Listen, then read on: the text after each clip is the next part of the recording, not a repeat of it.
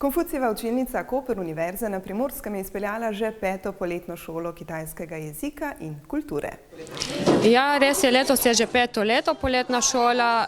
Preselili smo se z Debelega Rtiča v Koper, kar v našo Konfucijevo učilnico, ker imamo precej knjig in gradiva, tako da smo želeli tudi predstaviti oziroma pokazati, kje dejansko imamo naš sedež. Vsako leto je več zanimanja za našo poletno šolo, letos nas je kar 24. Učenci so učenje kitajščine vzeli z veliko mero zanimanja.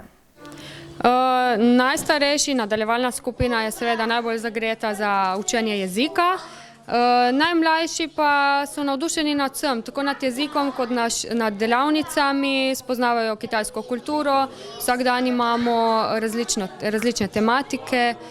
Danes bomo na primer izdelovali iz gline glinene izdelke, glineno posodo. Šolo so zaključili s sobotno zaključno prireditvijo, ker so osvojeno znanje predstavili staršem.